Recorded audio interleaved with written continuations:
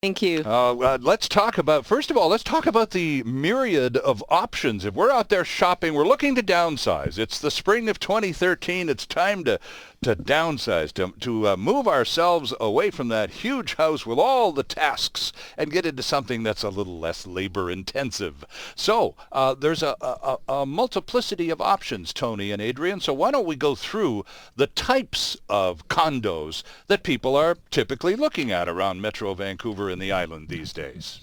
So we have Bearland, which is, it looks like a conventional, for the most part, like a conventional subdivision.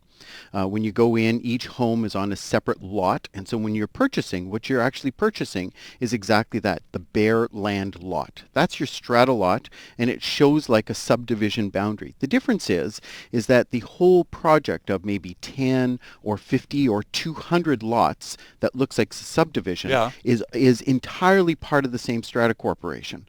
And so you will have in a bare land, you will have your own home, and generally properties that are not shown on the strata plan, so those are the homes that are built on the strata lots, Mm-hmm. are not the responsibility of the strata corporation. Okay. That's the point of a bare land. You have your own home, you maintain your own strata lot, you cut your own grass, you do your own gutters, you do those things. There can be some exceptions to that. We could have a bare land where everybody is looking exactly the same type of house, and the strata might have had bylaws adopted where they're going to take responsibility for some things. But for the most part, the big conception about bare land is this is my own home. The difference, of course, between a regular conventional subdivision where I have my own lot Right. and a bare land is all of those common assets and facilities within that strata are still going to be maintained by everybody based on their unit entitlement. Now, in a bare land, in almost every circumstance, everybody pays the same strata fees. There's the odd exception to that, but in almost every circumstance. So we'll talk in a while about the different kind of documents you need to find out what your shares of costs are. So in a bare land, what people generally have to pay for as part of their strata fees is their insurance. They need to pay for snow removal of maintenance of roadways and parking lots and those things that are common.